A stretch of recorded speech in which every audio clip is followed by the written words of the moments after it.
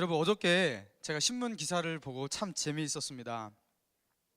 놀라운 일이 일어났어요. 영국 동북부에 마라톤 대회가 열렸는데요. 거기서 5천 명이 넘는 이 참석자가 있었습니다. 그런데 5천여 명의 탈락자가 생긴 거예요. 마라톤 실격 처리가 됐어요. 어떻게 이렇게 실격 처리가 되었나 알고 보니까 처음부터 마지막까지 줄곧 1위로 달리던 그 1위를 했던 그 사람을 제외하고 2위부터 꼴찌까지 다 탈락을 한 거예요. 다 실격을 하게 된 것입니다. 자, 어떻게 해서 그렇게 마라톤에서 그 사상 초유의 역사 가운데 한 번도 없었던 한 명을 제외한 대거 탈락자가 생기게 되었는가? 2위하고 3위하고 엎치락 뒤치락 하면서 이렇게 경주를 하다가요, 잘못 코스를 들어간 거예요. 그런데 그 뒤에 있는 5천 명이 그 뒤를 그대로 다 따라갔습니다. 그래서 1위를 제외하고 나머지 모든 선수가 실격 처리가 되었다는 것이죠. 경로를 잘못 달렸더라도 42.195km를 정확하게 달렸다면 어떻게 구제해 줄 수가 있겠지만, 그 잘못된 경로로 가서 42.195km에서 294m가 정확하게 모자랐다고 합니다. 그래서 처음부터 줄곧 선두로 달렸던 그 한 친구만 혼자 1위하고 혼자 입상하고, 그렇죠, 혼자 테이프를 끊는 완주자가 되었다라는 거예요. 역대 마라톤 대회 사상 초유의 해프닝이 벌어졌던 것이에요. 여러분, 앞에 있는 선수를 그냥 따라갔던 5천 명은 무슨 죄입니까? 여러분, 그들은요 그냥 2, 3등 앞에 가길래 열심히 따라갔던 죄밖에 없습니다.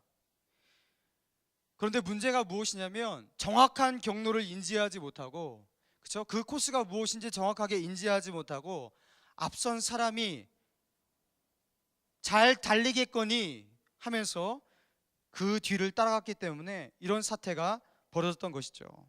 여러분, 우리 인생을 뭐라고 합니까? 성경에서는요 경주라고 합니다. 그래서 바울도요 경주한다 그랬어요.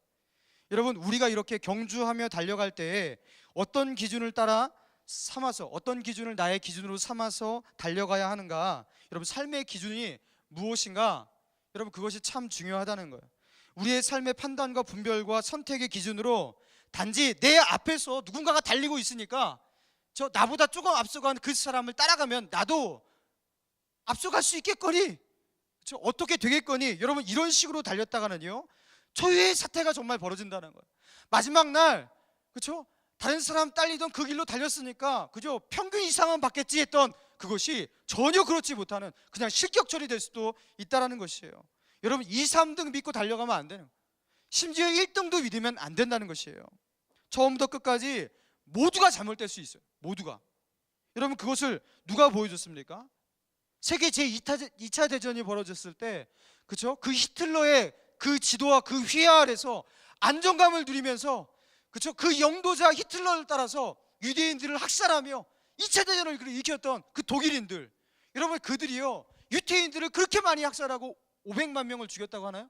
그렇게 많은 사람을 죽이면서도요 그 가운데, 그 독일인 가운데 심지어 그 엄청나게 많이 배운 그 지식인 가운데서도요 양심의 가책을 하나도 느끼지 못하고 유대인들은 정말 죽어야 마땅한 거야 이렇게 생각하면서 그 히틀러의 유대인 말살 정책에 동참했던 그런 독일인들이요 대다수였다는 거예요. 대다수. 심지어 기독교 종교인들까지. 여러분, 다른 사람이 그것을 옳다 말하고, 그렇죠? 우리의 영도자 지도자들, 가장 똑똑한 사람이 그 앞에서 이리 가자고 말하고, 그리고 사람들이 다 따라간다고 가잖아요. 그렇게 된다는 거예요. 집단적 범죄가 되고 집단적 탈락이 일어난다는 것이. 여러분, 사람이 기준이 되면 안 됩니다. 앞에 가는 사람 그냥 따라가면 안 되는 거예요. 이렇게 나이브한 생각 가지고 멍청하게 따라가면 안 된다는 거예요. 여러분, 어떻게 해야 합니까? 하나님께서 우리에게 주신 기준을 붙들어야 돼요. 절대적 기준이 우리 안에 있어야 한다는 것이에요. 여러분, 지금으로부터 약 2500년 전 그리스의 그 소피스라 불리는, 그렇죠? 철학자 프로타고라스라고 있었어요. 여러분 들어보셨죠? 프로타고라스. 이런 프로타고라스가 이런 말을 했습니다. 인간은 만물의 척도다. 인간은 만물의 척도다. 이 프로타고라스. 이게 왜 발음이 안 되죠 오늘? 프로타고라스의 이 한마디가요 얼마나 파괴력 있는 언어인지 여러분 아십니까? 당시 그리스의 이 아테네 주변의 국가들과 그리스가 이렇게 전쟁을 하면서 아테네가 전쟁을 하면서 폐색이 짙었습니다. 그리고 아테네가 점점 망해가고 있을 때였습니다. 그때 프로타고라스가 외친 거예요. 인간이 만물의 척도다. 함축하는 의미가 굉장히 큰 말이었는데요. 그 당시 그리스가 어떤 나라예요? 예? 신들을 많이 섬겼잖아요. 로마의 그 그리스 신 많잖아요. 그들이 섬겼던 제일 대빵 왕이 신이 누구예요? 제우스잖아요. 그런데 이 프로타고라스가요 이런 말을 한 거예요. 만물의 척도는 제우스가 아니고 헤라도 아니고 그리고 너희들이 좋아하는 헤라클레스도 아니고 만물의 척도는 바로 인간 우리에게 있다. 신 따위 의지하지 말고 너희들이 만물의 척도니까 너희 눈에 보는 대로 너희가 만지는 대로 그것을 기준으로 삼고 당당하게 살아가라. 왜 신의 빌부터 하면서 그렇게 외친 거예요. 자, 맞는 말 같기도 하지만 그렇죠? 제우스라든가 헤라라든가 그런 신 우상 숭배를 하는 사람에게 맞는 말 같아 보이지만 사실요 이거는요 기독교에게도 똑같이 프로토콜스가 했단 말인 거예요. 결코 신이 우리의 척도가 될 수가 없고 결코 우리가 섬기는 보이지 않는 그 존재가 우리의 기준이 될 수가 없다. 네 눈에 보이는 대로 네 생각대로 기준을 만들고 네가 척도가 되라. 여러분 신중심적인 사고관에서요 인간 중심적인 사고로 전환하는 철학의 일대적 그 혁명이 바로 이 프로타고라스를 중심으로 일어났다고 말해요. 인간 중심적으로 변화되기 시작한 거예요. 여러분 그러나 사람이 기준이 되고 사람이 기준을 세울 때 여러분 이건 어떻게 되는 거냐면 하나님과 대결을 하는 것입니다. 사랑하는 여러분, 여러분이 진정 하나님을 믿기 원하십니까? 그렇다면 이렇게 교만한 말을 하면 안 돼요. 일단 겸손해져야 돼요. 우리 알잖아요. 우리 안에 우리가 가지고 있는 기준이 거의 대부분 그냥 우리가 주관적으로 정해놓은 개똥철학 정도예요. 우리가 옳다고 주장하는 것이 그냥 옳다고 믿는 것이지 확실한 것이 아닙니다. 우리 안에 절대적 기준이 없고 우리는 아는 것이 없는 그런 연약한 인간임을요 겸손하게 고백해야 합니다. 그리고 우리가 가지고 있는 그 알량한 기준이 있죠. 우리가 가지고 있는 그 알량한 논리력, 여러분 이런 것들을 좀 내려놓을 줄 알아야 한다는 거예요. 우리의 나약함과 무지함을 인정하셔야 한다는 거예요. 오늘 본문 3절의 말씀 한번 볼까요? 자, 3절 읽겠습니다. 시작. 너는 가증한 것은 무엇인지 먹지 말라. 여러분 지금 무엇을 말하고 있냐면 하나님께서 율법을 통해서 이스라엘 백성에게 먹을 수 있는 것과 먹지 말 것과 그렇죠? 가증한 것과 가증하지 않은 것, 정결한 것 이런 음식을요 지금 구분해 놓고 계셔요. 먹을 것이 무엇인지 먹지 못할 것이 무엇인지를요 말씀하시는데 가축뿐만 아니라 조금 있으면요 새, 그죠? 이런 것들도 말하고요. 그리고 물고기 이런 것 중에서 먹을 것과 먹지 말 것. 먹을 것은요 정결한 음식이에요. 그리고 먹지 말 것은요 가증하고 더러운 음식이 있다라는 거예요. 그러면서 하나님께서 이거 먹지 마, 이거 먹어 하면서 정해 놓으시는 거거든요. 자, 그런데 참 충격적인 말씀이 있습니다. 자, 6절의 말씀 한번 볼까요? 자, 6절 시작. 짐승 중에 굽이 갈라져 쪽발되고 새김질도 하는 모든 것은 너희가 먹을 것이니라. 여러분 짐승 중에 먹을 수 있는 것이요 이 두 가지를 충족해야지 먹을 수 있었어요. 뭐냐면 짐승 중에 동물들이 이렇게 굽이 있지 않습니까? 그런데 그 굽이 갈라져야 돼. 통굽이면 안 된다는 거예요. 그럼 부정합니다. 그 통굽의 그 짐승은 부정하다는 거예요. 그리고 새김질을 안 하고 그냥 한 번에 원샷으로 섬겨버려 갖고 소화시켜버리는 그 동물도 부정하다 지금 말씀하고 있는 거예요. 그래서 소 이런 거는요 새김질을 하잖아요, 그죠? 위가 뭐 몇 개라나 그래갖고 자꾸 넘겼다가 새김질하고 그러잖아요. 소는요 먹어도 됐어요. 그리고 굽이 갈라져 있잖아요. 먹어도 됐었습니다. 그런데 이 두 가지 중에서 한 가지만 만족을 하지 못하더라도요 먹으면 안 됐어요. 그게 이제 우리가 너무나 좋아하는 동물을 지금 먹지 말라고 말씀하고 있어요. 여기서 저는 충격을 받았습니다. 8절. 자, 8절을 같이 한번 읽어보겠습니다. 8절 시작.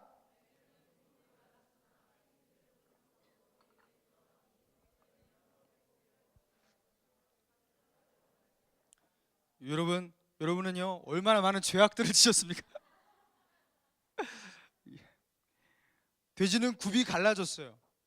그러나 책임질을 하지 않는 동물이에요. 그래서 부정합니다. 그래서 이것을 먹지 말라. 그리고 그 시체를 여러분 얼마나 많이 만졌어요. 그죠? 수시로 그냥 어저께도 그치 만지셨잖아요. 그죠? 음식점에서 그렇게. 여러분 그렇게 좋아하는 이 삼겹살, 이 목살, 여러분 돼지 족발 다 못 먹는 거예요. 그 시체를 그 족발을 그냥 막 손으로 잡고 먹잖아. 이 부정한 동물이라는 거예요. 여러분 그런데 책임질을 하지 않으면 왜 이게 부정하고요? 또 이게 왜 통굽이고 굽이 갈라져 있지 않은 그 통굽으로 있는 것은 왜 부정한지. 그래서 이 단백질과 이 지방에 엄청난 영양분을 공급하는 그렇게 맛있는 피그, 돼지니 걔가 왜 부정한 거예요 도대체? 여러분 그리고 여기 보면요 중간에 보면 뭐도 나오냐면 그렇게 귀여운 토끼가 부정하대요. 이 귀여운 토끼도 굽이 갈라져 있지 않아요. 저는 그러니까 이게 그 굽이라고 말할 건 없지만 이렇게 발바닥이 토끼가 이 통으로 이렇게 돼 있나 봐요. 밑바닥이. 그래서 토끼도 부정하다는. 여러분 그 뒤에 9절 이하에서는요 이제 물고기에 대해서 새에 대해서 먹을 것과 먹지 말아야 될 것 이렇게 나옵니다. 그러면서 비늘이 있고 그렇죠 지느러미가 있는 것만 정하니까 그 물고기만 먹어라. 여러분 비늘 우리 없는 거 굉장히 많이 먹거든요. 이런 것도 굉장히 못 먹는 게 많은 거예요. 그리고 새도 못 먹는 게 참 많습니다. 물론 우리가 즐겨하는 닭은 여기 포함되어 있지 않지만 여기 못 먹는 것이 굉장히 많습니다. 왜 하나님께서 이렇게 우리로 하여금 여러분 먹을 것 가지고 여러분 그런 생각 들지 않습니까? 제가 이거 읽으면서 묵상하면서요 너무 괴로웠습니다. 왜 먹을 것 가지고 이렇게 이스라엘 백성을 피곤하게 만드셨을까? 이해가 되지 않는 거예요. 물론 이 율법이요 지금 우리에게 현대를 살아가는 우리에게 적용되진 않아요. 자, 왜 그러냐면 예수 그리스도의 십자가 이후에 모든 만물 향한 하나님의 이 대속이 이루어졌어요. 그래서 이제는요 먹어도 된다고 말씀하셨는데 디모데전서 4장 4절 5절에서 하나님께서 이렇게 말씀하셨어요. 하나님께서 지으신 모든 것이 선함에 감사함으로 받으면 버릴 것이 없나니 하나님의 말씀과 기도로 거룩하여 짐이라 하면서 우리가 믿음으로 살아가는 이 세상 가운데 하나님께서 그러니까 이제 십자가의 보혈 이후에 예수 그리스도의 구속 이후에 우리가 믿음으로 살아가며 믿음으로 먹는 모든 것은요 다 거룩해지는 거예요. 이제 우리한테 불결한 짐승이란 따로 없습니다. 그 뱀도 그렇게 먹어도 돼요.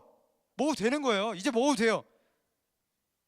그런데 그리고 또 어디에 나오냐면 사도행전에 보면요 하나님께서 환상 중에 율법에서 그만 먹지 말라고 하는 그 가증한 짐승들을요 바구니에 가득 담아요. 그리고 하늘에서 이렇게 이렇게 오십니다. 내려 이렇게 보내셔요. 환상 중에. 그럴 때 하나님께서 한마디 하시는데 베드로야 이것을 잡아먹으라 그래요. 그러니까 베드로가 뭐라고 합니까? 저는요 하나님께서 먹지 말라는 이것을요 절대로 먹은 적도 없고 지금도 먹지 않겠습니다. 그렇게 거부를 합니다. 그러니까 하나님께서 베드로에게 뭐라고 말씀하냐면 하나님께서 깨끗하다고 하신 것을 내가 속되다 하지 말고 먹어라 이렇게 말을 하는 거예요. 그러면서 하나님께서요 이게 신약 시대에서 이 정결한 음식과 부정한 음식 이런 것을 가르는 이런 카테고리는 이제 없어진 거예요. 그래서 우리가요 구약 시대의 그 제사제도 하지 않고 그리고 그 구약 시대의 그 절기 이런 거 지키지 않는 이유가 유월절 이런 거 안 지키잖아요. 이런 이유가 바로 이런 것입니다. 하나님께서 예수 그리스도의 십자가를 통해서 구속을 완성하셨기 때문에 그 구속을 완성하시는 말미암아 우리가 저주를 받아 가증해진 것 그래서 구분하는 것 뭐 이런 것들이 폐해진 거고요. 제사제도와 절기제도 이런 것들이 폐해진 거예요. 여러분 그런데 우리에게는 해당 사항이 없지만 왜 우리가 이 말씀을 가지고 고민해야 하냐면 우리가 주의하고 관심을 가지고 있는 것은 하나님께서 그럼 이스라엘 백성에게 왜 이 정한 음식과 부정한 음식을 나누시고 가증한 것과 가증하지 않은 것을 나누셔서 그들로 하여금 구속당하게 하시고 그렇죠? 먹고 싶은 건 못 먹게 하시고 그리고 이게 얼마나 가짓수가 많습니까? 얼마나 가짓수가 많아요. 그리고 이방인들은 먹어도 되는데 자기들은 못 먹었거든요. 여러분 이방 사회 가운데 어울려 사는 게 그런데 얼마나 힘들겠어요. 유태인들이 현대에서 사는 게 굉장히 힘들어 하잖아요. 걔네들 아직까지 이거 지키려고 하니까. 고기에 뭐 넣는 돼지고기 넣으면 다 못 먹잖아요. 근데 돼지고기 이런 게 하다못해 커피 프리메이도 들어가잖아요. 기름이. 그러니까 걔네들 그거 못 먹어요. 이게 얼마나 힘든지 몰라요. 이 삶을 이게 지키기가.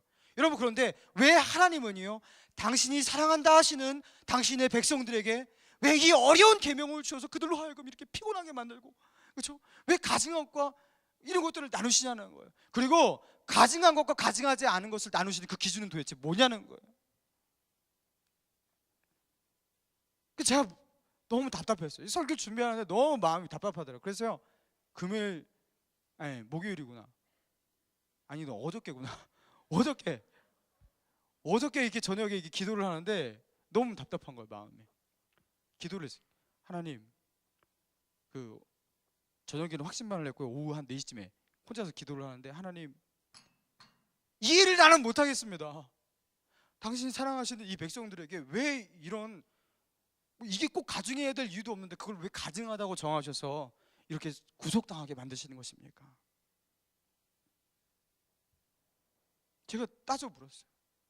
여러분, 정말로 그 돼지라는 생물체에 우리를 오염시키고 우리를 가증하게 만들고 정말로 죄로 오염시키는 그 오염하는 그 영적인 요소가 그 식물에 있다고 생각하십니까?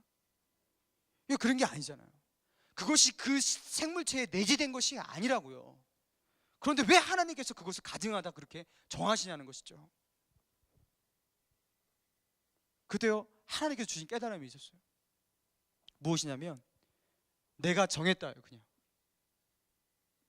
그리고 내가 그렇게 여기노라요. 그 이상은 없습니다. 여러분, 그러면요, 내가 그렇게 정했다, 내가 그렇게 여긴다, 그러니까 너희들이 지켜라 하는 이 메시지에 무슨 의미가 있냐? 하나님은 우리의 삶에 가장 밀접한 이 음식물이라는 것을 통해서요, 음식물이잖아요, 우리가 우리의 기준, 나의 기준을 내려놓고 하나님의 기준을 붙들고 그 기준이 이해가 안 돼요. 이성적으로 납득이 안 돼요. 설명도 할 수가 없어요. 그렇더라도 하나님께서 그렇다 하시면, 하나님의 말씀이 그렇다고 말하면 그런 것임을 굳게 믿고 그대로 살아가는 것, 여러분, 사실 신앙이라는 것이 이런 것입니다. 여러분, 그것을 연습시키는 것, 그들의 삶의 일상 가운데 인간에게 가장 중요한 것이 음식물 아닙니까? 그리고 인간에게 가장 열렬한 욕구가 무엇입니까? 두 가지 된다면요, 성욕과 식욕이에요. 그 중에서도 하나 꼽으라면요, 식욕을 능가할 수가 없어요. 그렇죠? 결혼하지 않고 그런 거 안 하고 살 수 있어도 먹지 않고는 살 수 없거든요. 그렇죠? 식욕이에요. 우리 안에 있는 가장 열렬하고 절박한 그 욕구, 그리고 우리 삶에 가장 밀접한 그 음식물, 거기에다가 하나님께서요, 제한을 두시면서 그건 정하다, 이건 가증하다 말씀하시면서 하나님이 정하신 것을 그대로 믿고 믿은 대로 사는 법, 여러분, 이것을요 연습시키고 그들이 그대로 사나 보시는 것이에요. 여러분, 우리 그러지 않습니까? 우리도 인사할 때 한국에서도 좀 그렇게 하면 좋을 것 같아요. 외국에서는 그런다고 하잖아요. 뭐 어른이고 뭐고 만날 때 그냥 하이, 우리 담임 목사님 만나도 하이 이렇게 하고 그냥 가는 거잖아요. 걔네들의 저기는요 뭐 그렇게 많이 하잖아요. 그렇지 않습니까? 아니에요? 제가 잘 몰라서 그러나요? 그렇게 한다고 전 들었어요. 하이, 그리고 그냥 미스터 킴 그냥 불러버리고, 우리같이 이렇게 오시면요 자리에서 벌떡 일어나고 허리를 숙이면서 이렇게 절하고 인사하고 이러지 않습니다. 여러분, 그거 좀 좋아 보이지 않습니까? 여러분, 그런데 우리나라에서 왜 그렇게 인사하는 것을요 그렇게 고개를 숙여서 허리를 숙여서 안녕하세요 하면서 그렇게 정중하게 인사하는 그 예의범절을 만들고 그렇게 지키라고 그렇게 우리 가리키고 그러는 것이죠. 그 이유가 무엇입니까?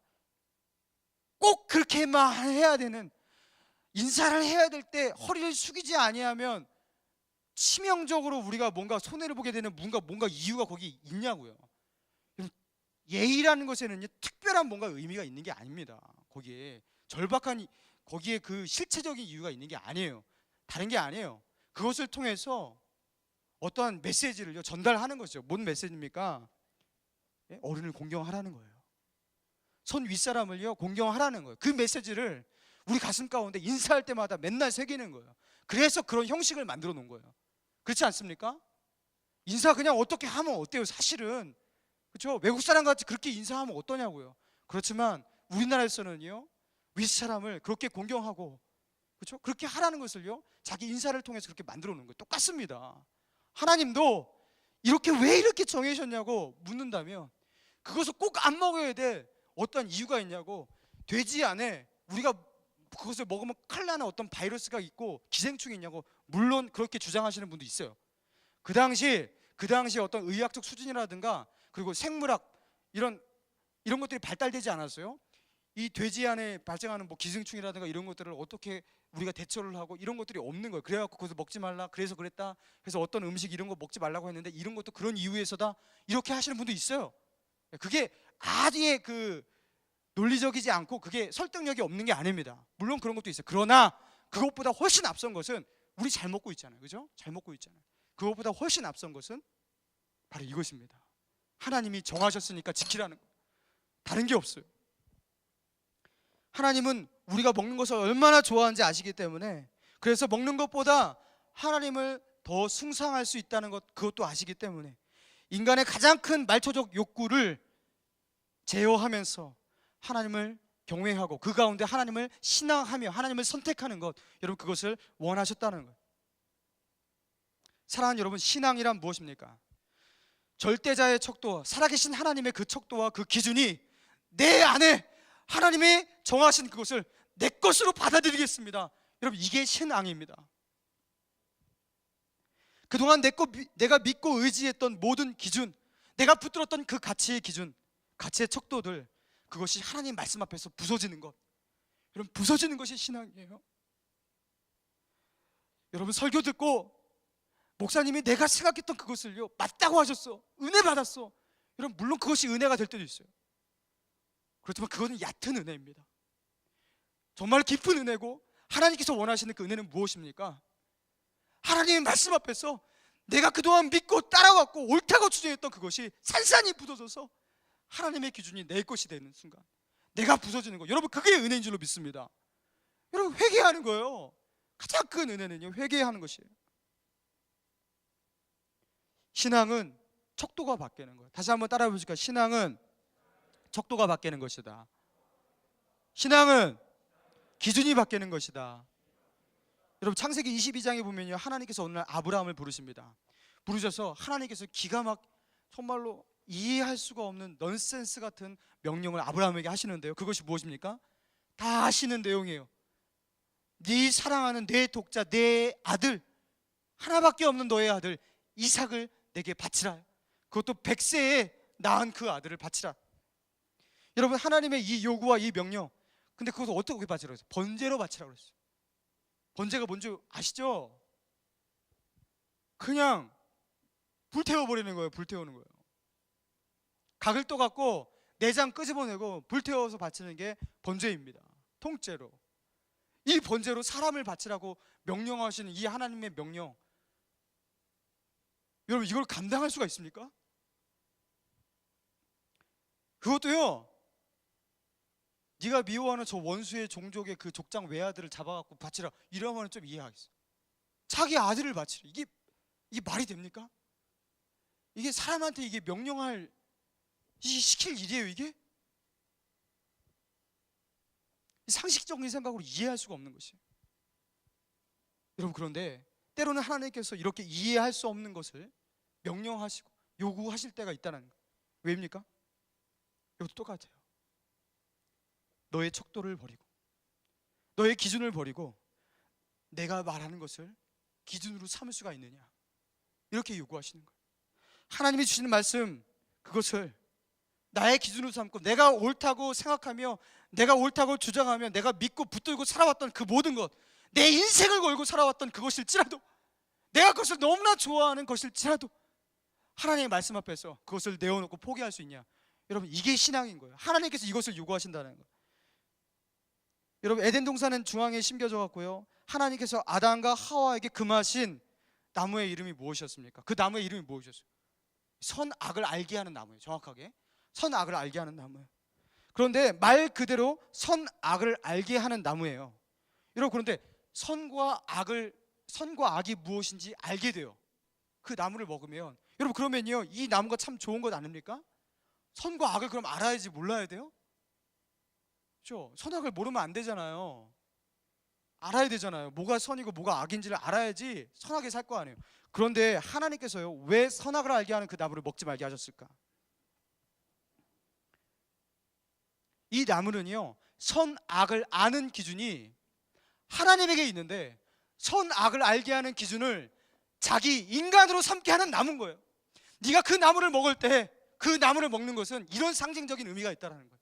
이제 선악의 기준이 절대자, 너를 창조한 너의 하나님 여호와, 너를 이 에덴 동산에 두어서 너로 하여금 행복하게 살게 한 너의 창조주 내가 아니라, 선악의 기준이 내가 아니라 이제 너 스스로 너의 선악의 기준을 삼고 네가 기준이 되어서 너의 척도를 가지고 너의 인생을 살아가는 것. 여러분, 선악과가 그런 것이었습니다.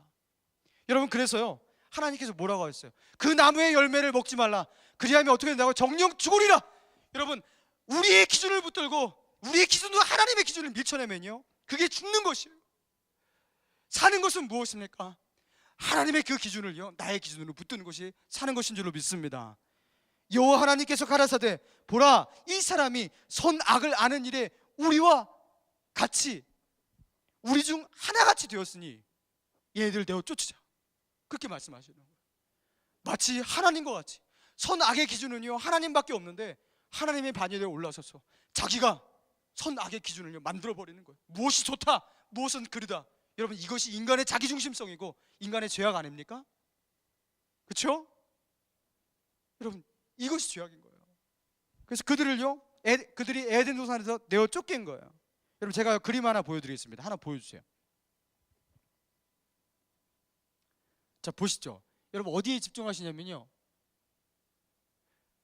저기 그 원 있죠, 동그라미 원 안에 있는 빈 원이 있죠. 그걸 한번 집중해 보세요. 저거 하고 또 다음. 예, 저기 원 안에 있는 거, 그 하얀 원 있죠? 거기 집중해 보세요. 여러분, 어떤 게 더 커 보입니까? 전자가 훨씬 커 보이죠? 그렇죠? 자, 다시 하나 더 넘겨주세요. 어떤 게 더 커 보입니까? 예, 똑같다고 말하는 거예요. 의도적으로 하는 거예요. 제 앞에 눈에 두고 이렇게, 아까 봤거든요. 이렇게 보면 잘 안 보여요. 이게 가까이서 봐야 됩니다. 가까이서 보면요, 정확하게 센치가 보이잖아요. 아무리 봐도, 이렇게 봐도요, 이게 훨씬 커 보여요. 이게 훨씬 커 보여요. 훨씬 커 보여요.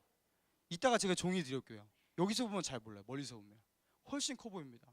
그래서 제가요, 이게 제가 어디서 봤는데, 책에서 봤는데, 이거 말도 안 돼, 거짓말하고 있어요. 동그라미 이거 크게 달리기 해놓고, 제가 자를 갖고 왔고 센치를 재봤습니다.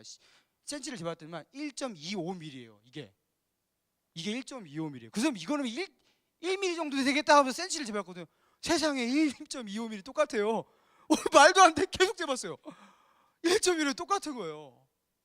놀랐습니다. 여러분, 제가 뭘 말하려고 하는 거냐면, 여러분, 이게요, 우리가 척도로 삼는 것, 인간이요, 정보를 수집하고 정보를 수용하는, 그 누군가가 말했어요. 90%가 눈이라고 합니다. 우리가 믿고 의지하는 인포메이션을 수용하는 대부분의 것이 우리 눈으로 들어온다는 거예요. 청각으로 들어오는 것, 후각으로 들어오는 것, 촉각으로 들어오는 것은 한 10%밖에 되지 않는다고. 여러분, 그런데 우리 눈이요, 이렇게 부정확합니다. 대놓고서도요, 앞에 대놓고서도요, 뭐가 큰지를 몰라요. 착각하는 거. 왜 그런지 여러분 대충 아시죠? 우리는 바로 비교를 하는 거예요. 저하고 크니까 저게 커 보여요. 이거하고 대조하니까 저게 작아 보여요. 그래서 똑같이 봐도요, 뭐가 큰지를 모르는 거예요. 이게 인간의 주관성입니다. 인간은 결코 주관성을 극복할 수 없고요, 인간은 결코 자기 안에 있는 이 주관성, 이것을 넘어서서 절대적으로 옳고 그른 것을 가려낼 수 있는 것이 우리 눈 자체도 이게 안 되는 것이에요. 여러분, 그래서 신앙이란 무엇이냐면, 이렇게 믿지 못할 이 눈, 우리가 믿지 못할 이런 경험, 이러고 내려놔야죠. 우리가 가지고 있는 이 이성과 이 논리, 때로는 이것도 내려놔야, 그리고 하나님의 말씀을 수용하는 것. 여러분, 이게 신앙인 줄로 믿습니다. 옛날에요, 제가요, 신대원에서 공부할 때였는데요, 거기에 아주 보수적인 전사님이 하나 계셨어요. 얼마나 보수, 이분이 저보다 한 나이 5살 정도 많으신 손이분이셨는데, 이분이 연애관에 참 특이하셨습니다. 연애관이 무엇이냐면, 이분은 남자와 여자가 이렇게 청춘 남녀 이렇게 만나면 뭐합니까? 마음 맞으면 일단 손부터 잡고 보잖아요. 그죠? 우리 이렇게 손부터 잡고 보잖아요. 그런데 이분은요, 스킨십 절대 금지라는 거예요. 그런데 손도 잡으면 안 된다. 그래서 제가, 전사님, 그게 말이 되냐고, 어떻게 손을 안 잡냐고, 이 손 잡는 게 뭐냐고 하면서 제가 이렇게 그 전사님한테 제발 좀 그렇게 좀 하지 말라고 제가 그렇게 말했던 기억이 있습니다. 어떻게 결혼하기 전까지 손도 안 잡냐고. 이분이 결혼하고 나서 결혼식 한 다음에 잡는다는 거예요. 그래서 이분이 그 당시에 결혼할 사람이 있었는데요, 결혼할 분이 있었는데 지금까지 손을 안 잡은 거예요. 그리고 정말로 결혼한 그날, 결혼하고 나서 첫날 밤에 손잡고 첫날 밤도 다 치르고 첫날 밤에 다 그걸 한 거예요. 야, 정말 이분이 그렇게 하셨어요. 저는 못할 줄 알았거든요. 그 당시에는 제가 이분 보면서요, 웃어 넘겼습니다. 야, 세상에 저런 특이한 분도 계시구나. 근데 제가요, 그때 이후에 얼마 안 돼서 제 지금의 아내를 만났어요. 이 연애를 시작하게 되었습니다. 당연히 저는요, 손을 그냥 뭐 잡지, 손 잡았습니다. 뭐 웬걸 뽀뽀도 했어요? 여러분은 뽀뽀 안 하시잖아요, 그죠? 뽀뽀 하면 안 돼요. 뽀뽀도 했어요. 뽀뽀는 참 나중에 했어요. 뽀뽀는 결혼을 할 사람한테만 해야 돼요. 결혼할 사람한테. 자, 그런데 스킨십을 그렇게 하잖아요. 손을 잡잖아요. 제가 해보니까 알겠더라고요. 스킨십이 굉장히 진행하게 되어 있습니다. 여러분, 뽀뽀한 뒤에 뭐 합니까? 솔직히 말해보세요. 포옹 뭐 기본적으로 했고, 그죠? 그 다음 뭐 합니까? 모르겠어요. 자매는 어떤지 모르겠어요. 형제는 절대 만족 못해요. 절대 만족 못합니다. 제 아내하고 2년 가까이 연애를 했는데 만족이 안 돼요. 가슴에 안아도, 뽀뽀를 해도 만족이 안 돼요. 그럼 어떻게 해야 돼? 하나님께서 하지 말라 는 것을요, 넘어서고 싶은 욕망이 엄청 커지더라고요.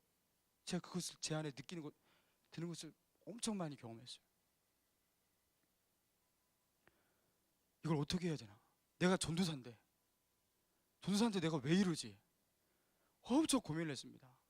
그러다가요, 저희가 신대원 다 졸업하고 그렇게 결혼을 하려고 했거든요. 3학년 다 마치고. 잘못하면 내 마음으로 죄짓고 육체로 죄질 수도 있겠다 싶더라고요. 안 되겠다. 그래갖고 그때부터 바로 그 생각이 든 이후부터 막 결혼을 추진해갖고 2달 만에 그냥 결혼을 해버렸어요. 이거는 통제할 수가 없으니까 결혼을 해버렸어 그냥.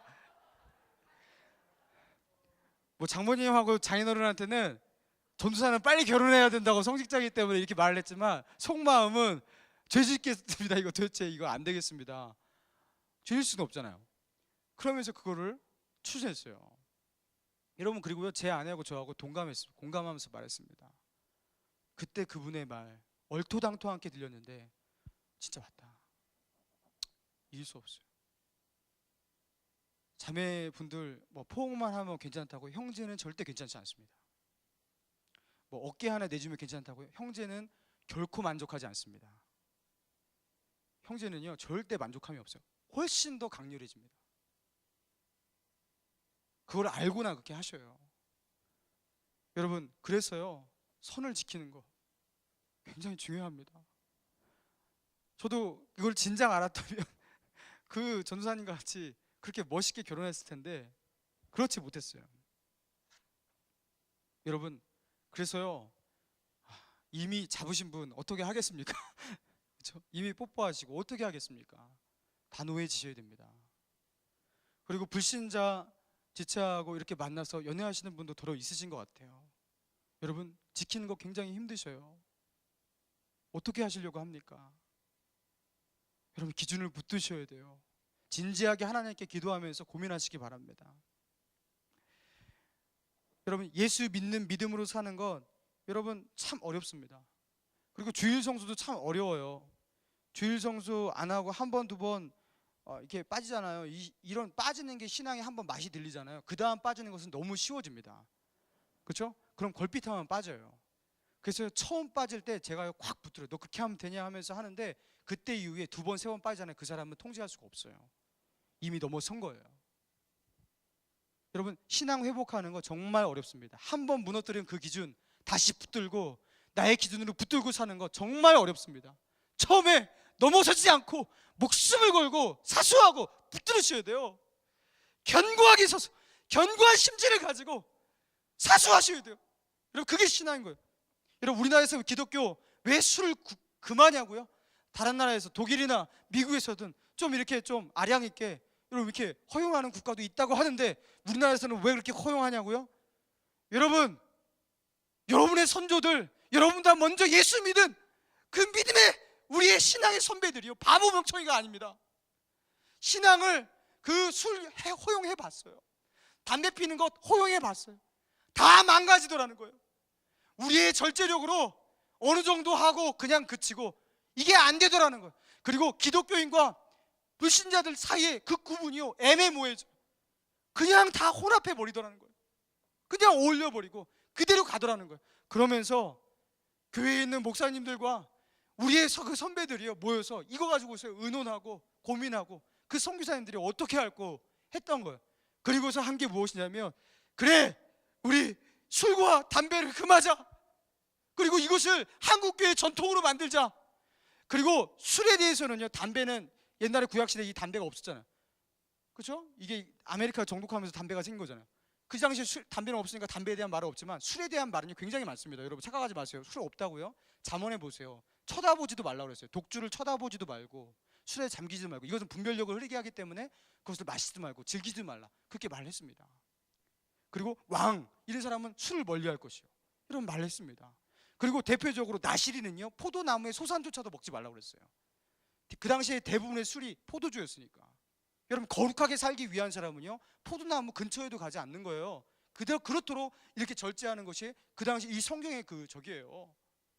여러분, 그런데 뭐가 그렇게 잘났다고, 뭐가 어때요 하면서 그렇게 자기 기준을 세우고 독립 노선을 가려고 무소의 폴처럼 그렇게 가려고 합니까? 여러분, 그러면 본인의 신앙이 그렇게 좋습니까? 여러분의 선배들이 이거 가지고 얼마나 싸우고 고민하고 그렇게 해서 만들어 놓은 전통인데 하루아침에 그것을 무시하고 짓밟아. 여러분, 그렇게 하면 안 되잖아요.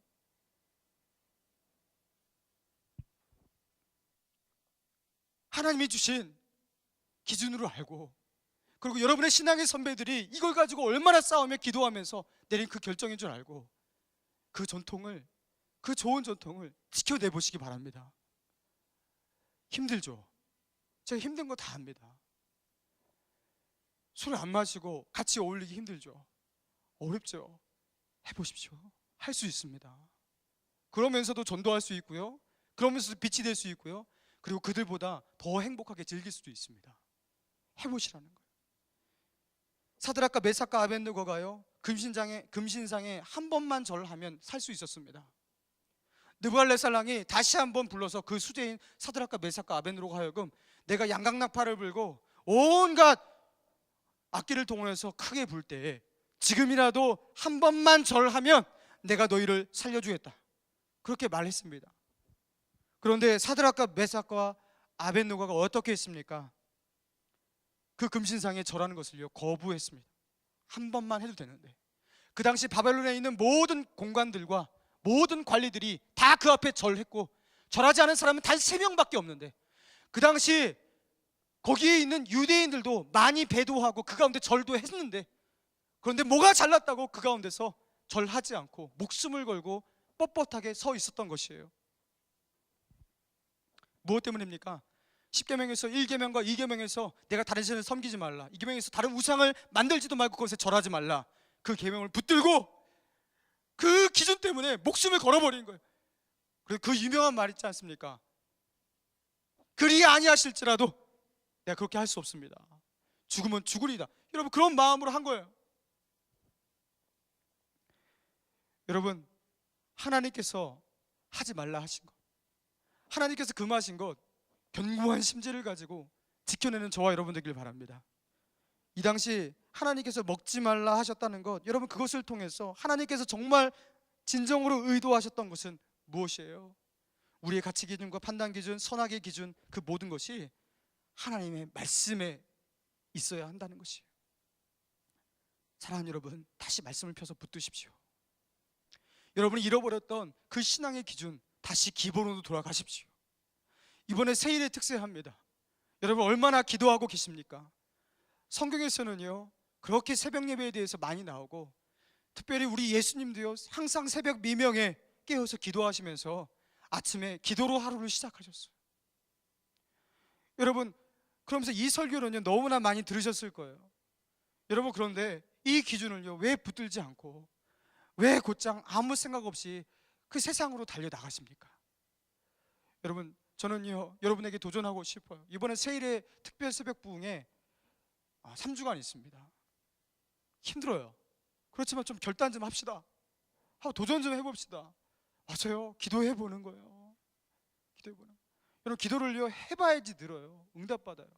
제가 어저께 기독서점 가갖고 책 한 권을 샀는데, 나는 기도를 100% 응답받는다 라고 어떤 목사님이 쓰셨어요. 무명의 저자예요. 출판사도 이거는 완전 허접한 이상한 출판사예요. 그런데 야 어떻게 100% 응답받냐, 야 이분 대단한 분이다 하면서 제가 그 책을 샀어요. 야 읽어보니까 이 나름대로 이분의 그 저희가 있더라고요. 기도를 어마어마하게 많이 하면서 난 조지 뮬러 같이 그렇게 응답받는다, 정말 그 기도에 응답받고 있더라고요.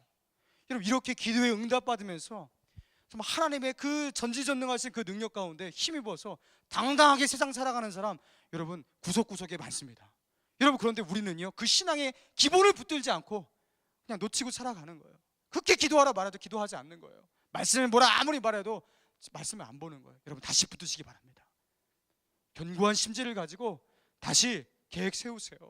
내일부터 하루에 말씀 3장 읽기, 큐티하기, 그리고 무릎 꿇어 하나님께 기도드리기, 여러분 계획 세우십시다.